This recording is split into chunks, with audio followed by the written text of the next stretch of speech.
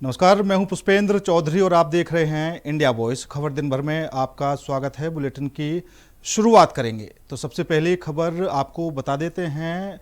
Telegram को ban करने के कुछ दिन बाद ही मामला दिल्ली हाईकोर्ट पहुंच गया है। केंद्र सरकार ने मैसेजिंग प्लेटफॉर्म टेलीग्राम पर गंभीर आरोप लगाए हैं।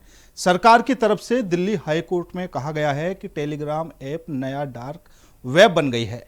अपराधी साइबर फ्रॉडस्टर, कट्टरपंथी समूह और दूसरे खतरनाक तत्व कानून की नज़रों से बचने के लिए इसका इस्तेमाल कर रहे हैं। अब इस प्लेटफॉर्म को कई गैर कानूनी गतिविधियां चलाने के लिए यूज किया जा रहा है। टेलीग्राम को बैन करने के कुछ दिन बाद ही मामला दिल्ली हाई कोर्ट पहुंच गया है। केंद्र सरकार ने मैसेजिंग प्लेटफॉर्म टेलीग्राम पर गंभीर आरोप लगाए हैं। सरकार की तरफ से दिल्ली हाई कोर्ट में कहा गया कि टेलीग्राम ऐप नया डार्क वेब बन गया है। अपराधी साइबर फ्रॉडस्टर, कट्टरपंथी समूह और दूसरे खतरनाक तत्व कानून की नजरों से बचने के लिए इसका इस्तेमाल कर रहे हैं। अब इस प्लेटफॉर्म को कई गैर कानूनी गतिविधियां चलाने के लिए यूज किया जा रहा है। दरअसल नीट री एग्जाम में पेपर लीक की घटना को रोकने के लिए सरकार ने 22 जून तक टेलीग्राम पर टेम्परेरी बैन लगा दिया है। साथ ही इसके मैसेज एडिटिंग के फीचर को भी 30 जून तक डिसेबल रखने का आदेश दिया गया है। जबकि टेलीग्राम ने इस आदेश को गलत बताते हुए दिल्ली हाई कोर्ट का दरवाजा खटखटाया था। टेलीग्राम के सीईओ ने अपने बयान में कहा था कि सरकार ने पेपर लीक करने वालों के बजाय इस प्लेटफॉर्म के 15 करोड़ यूजर्स को सजा दी है। कंपनी ने राहत की मांग करते हुए दिल्ली हाई कोर्ट में याचिका दाखिल की थी। इस मामले की सुनवाई के बाद सॉलिसिटर जनरल तुषार मेहता अपनी टीम के साथ दिल्ली हाई कोर्ट से निकलते हुए नजर आए। सरकार की ओर से टेलीग्राम बैन किए जाने पर राजनीतिक प्रतिक्रियाएं भी आ रही हैं। न्यायिक विकल्प हैं टेलीग्राम के पास, वो जा सकते हैं, लेकिन हाल के दिनों में जो कदाचार की शिकायतें आई और उसके बाद जो बड़े कदम परीक्षाओं की शुचिता और पारदर्शिता को सुनिश्चित करने के लिए केंद्र सरकार ने लिए हैं, उसमें टेलीग्राम पर रोक लगाए जाने का निर्णय भी शामिल है। टेलीग्राम बंद करो या व्हाट्सएप बंद करो, जो है सवाल ये है कि जो बच्चे अपने घर की ज़मीन बेच के लोन लेके ये करते हैं, स्टडी करते हैं, और उनके एग्ज़ाम में जब इस तरह का ये होता है, और आत्महत्या तो आप लगातार हर रोज़ कहीं ना कहीं आत्महत्या हो रही है, उनके इस देश के भविष्य के साथ जो खिलवाड़ करने का पाप ये पिछले 5-10 सालों में हुआ है, ये पहले कभी नहीं होता था। पूरी दुनिया में ऐसा कहीं हुआ है? मतलब सिर्फ यहाँ पे कर रहे हैं। बहुत सारे बच्चे उसके थ्रू तैयारी करते हैं, मतलब टेलीग्राम के ऊपर उनके नोट्स होते हैं, टीचर्स उनको भेजते हैं, सारा कुछ मालूम है। ये तो मतलब जो हमारी अगली जनरेशन है, जनरेशन नेक्स्ट है, जिसको जैन जी भी बोलते हैं, अब तो जैन अल्फा आ गई है, तो उसका जो कैरियर है उसको बर्बाद करने के लगे हैं। तो अभी दुनिया कहाँ पहुंची हुई है? एआई की बात हो रही है, चिप्स की बात हो रही है, सेमीकंडक्टर की बात हो रही है, इलेक्ट्रॉनिक व्हीकल्स की बात हो रही है। हम कहाँ हैं इसमें? मतलब ना हमारे पास एक हमने लाइट कम्बैट एयरक्राफ्ट जो बनाना था वो अभी तक नहीं बना है। 25-30 साल हो गए। मेक इन इंडिया का जुलूस निकल चुका है, कोई स्मार्ट सिटी नहीं है, कहीं कुछ नहीं बना है। मतलब तो एग्जाम कंडक्ट करने के लिए कोई भी प्रिकॉशन लेनी पड़े जिससे स्टूडेंट्स का फायदा हो तो वो लेनी चाहिए, क्योंकि आजकल सोशल मीडिया जो है इसके जरिए ऐसी इंफॉर्मेशन आगे फॉरवर्ड होती है।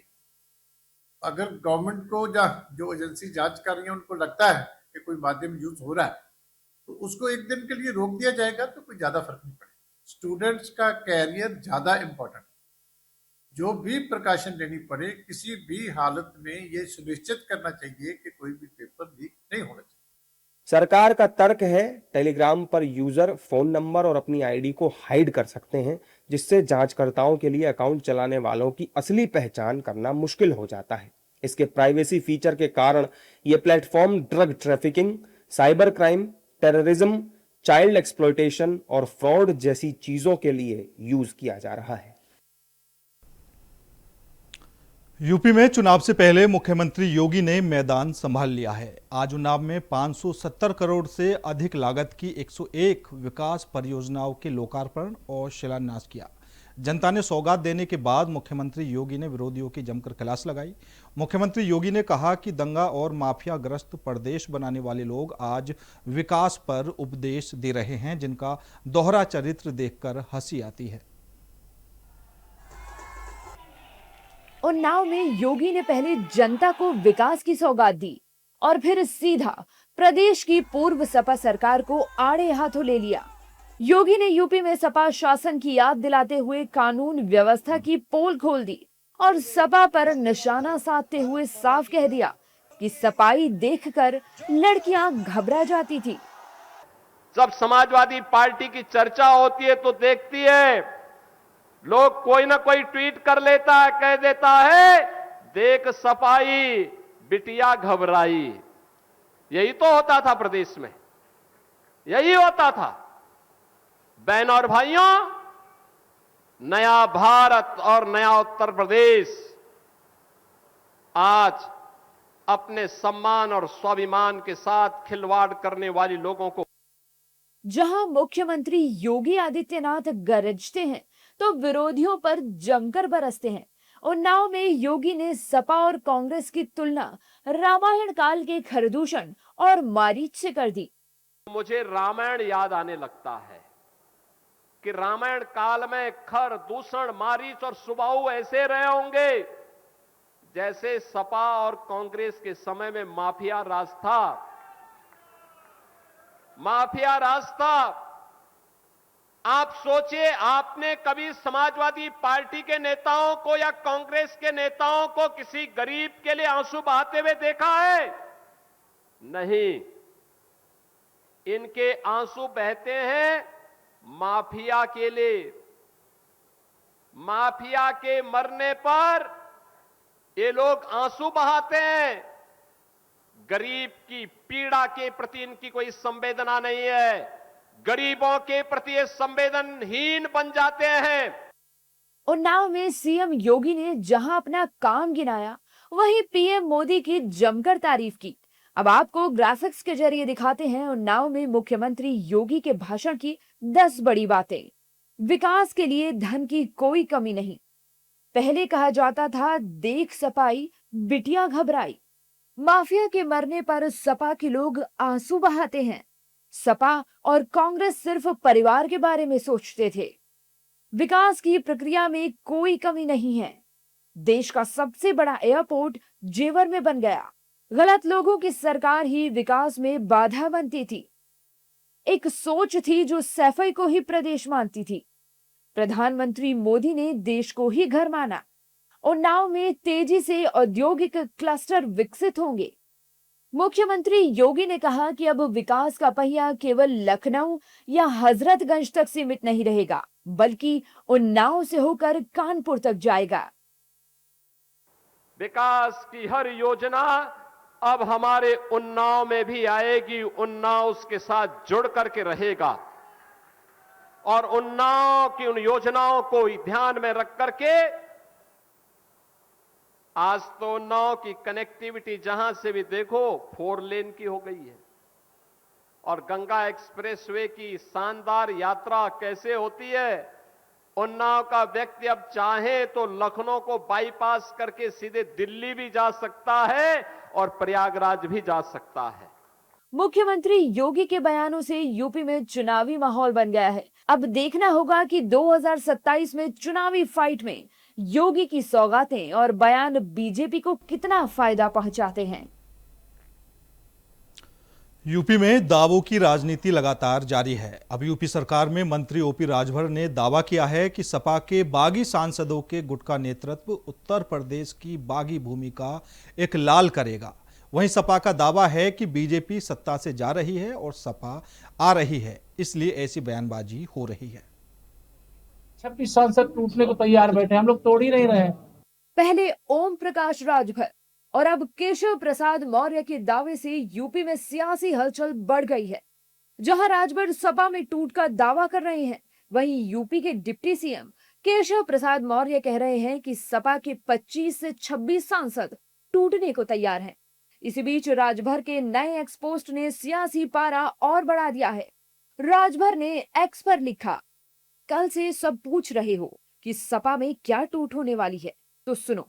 सपा के बागी सांसदों के गुट का नेतृत्व उत्तर प्रदेश की बागी भूमि का एक लाल करेगा, और करे भी क्यों ना। कल जिस तरह से सपा कार्यालय में सम्मेलन के नाम पर ब्राह्मणों को तिरस्कृत किया गया, उससे बागी बलिया का लाल बहुत आहत है।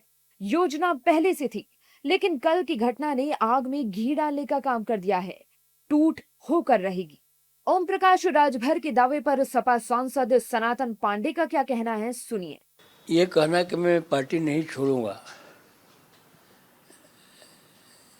एक सीधा सीधा जवाब होगा। संपूर्ण जीवन में मैं राजनीति में रहूं, राजनीति में न रहूं, सांसद रहूं, सांसद न रहूं, लेकिन मेरे पूरे शरीर में समाजवाद भरा हुआ है। हमको समाजवाद और समाजवादी पार्टी से दुनिया की कोई ताकत अलग नहीं कर सकती है। वहीं समाजवादी पार्टी दावा कर रही है कि हमारे सांसद नहीं बल्कि बीजेपी के 50 विधायक सपा के संपर्क में हैं। सपा सांसद नीरज मौर्य का कहना है कि अगले चुनाव में अखिलेश यादव की जीत होगी। भारतीय जनता पार्टी और इनके नेतागण 2024 में जो उत्तर प्रदेश में बुरी तरह से हारे हैं, उससे कैसे उभरें, इसलिए वो इस तरह के दुष्प्रचार कर रहे हैं और अपने आप को सांत्वना दे रहे हैं।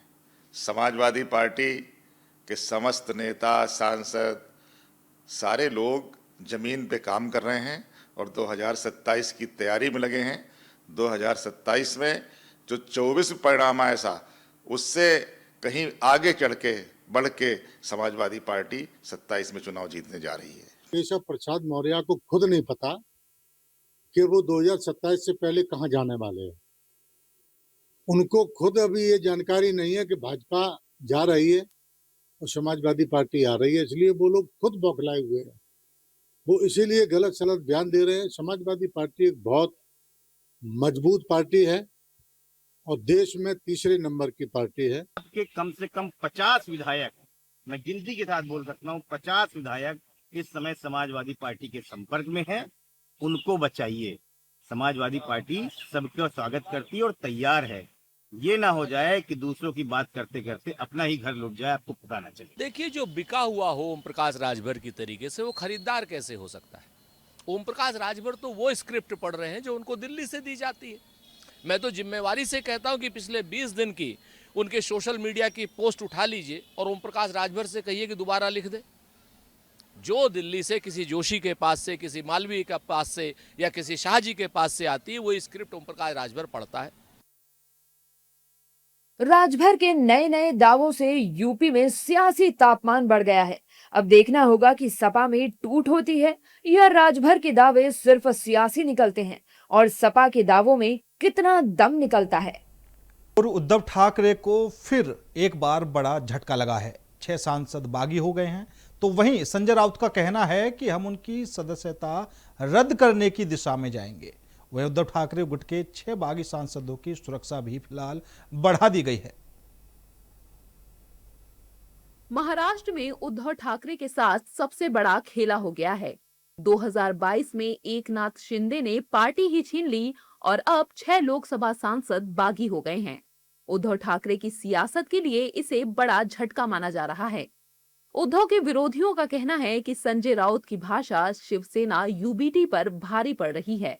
वैसे आज का दिन शायद ही उद्धव ठाकरे कभी भूल पाएंगे।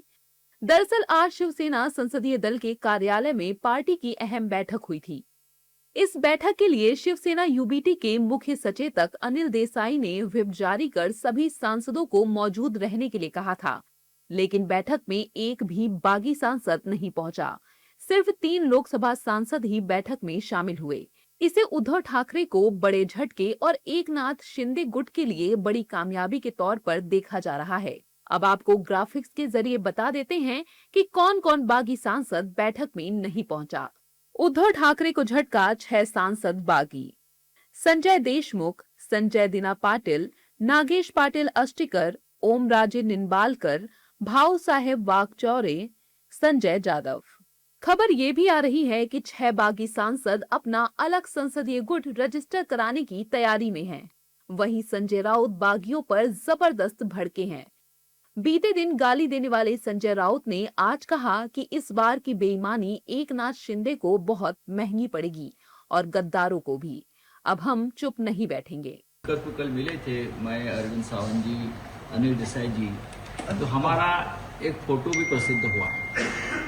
वो 6 लोग अगर मिले हैं तो दिखाइए उनके थोबड़ा जो है, थोबड़े दिखा दो उनको। वो कह रहे हैं स्ट्रैटेजी का भाग है, 2 दिन के बाद उनका फोटो आ जाएगा। अरे कौन सी स्ट्रैटेजी? ये उनको स्ट्रैटेजी नहीं कहते, उनको गद्दारी कहते हैं, बेईमानी कहते हैं, कारस्तान और कपट कहते हैं।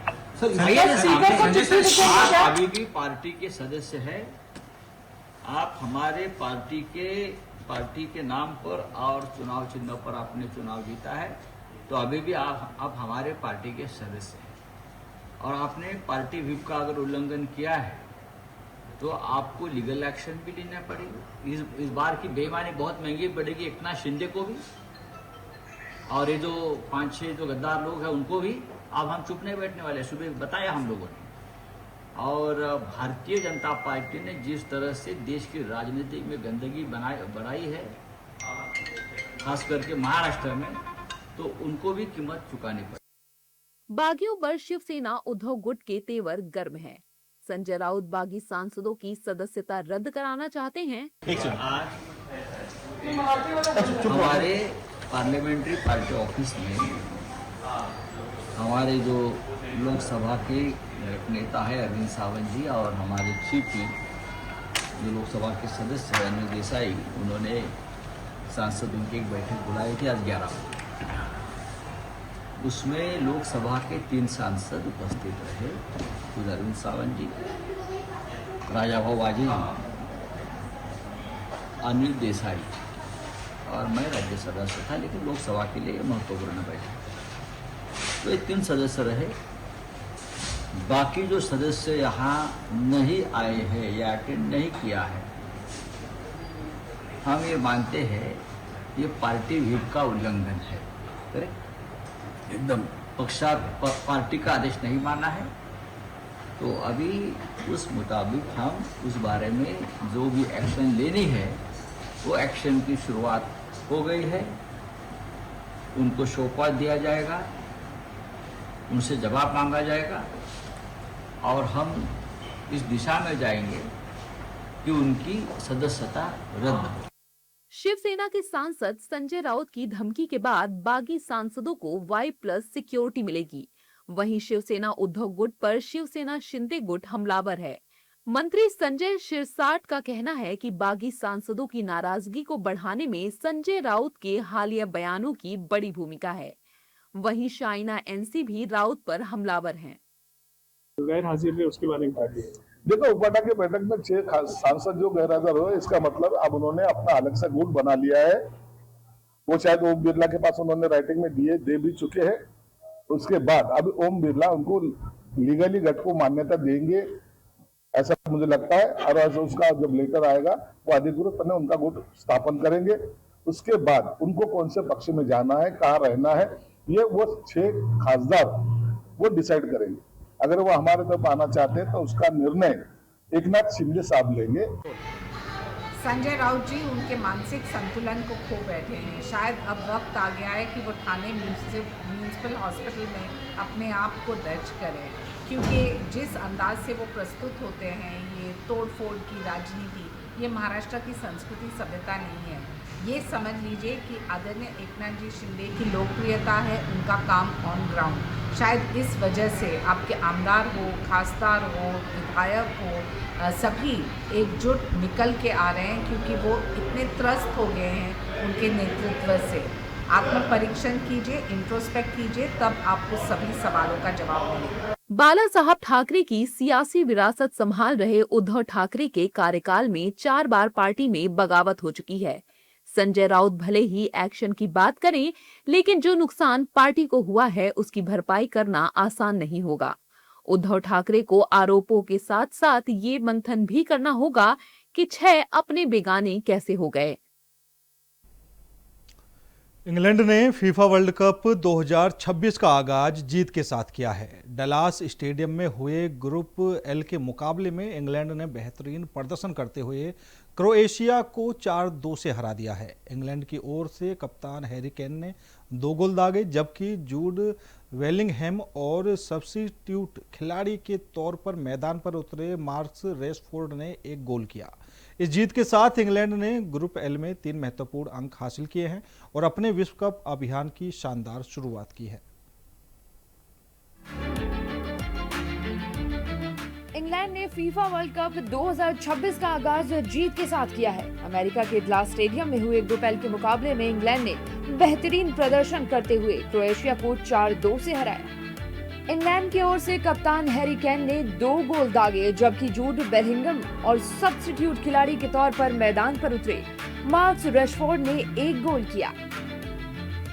मैच की शुरुआत से ही दोनों टीमों ने आक्रामक खेल दिखाया। क्रोएशिया ने शुरुआती मिनटों में इंग्लैंड के डिफेंस पर दबाव बनाया, लेकिन इंग्लैंड ने जल्द ही मुकाबले पर पकड़ बना ली।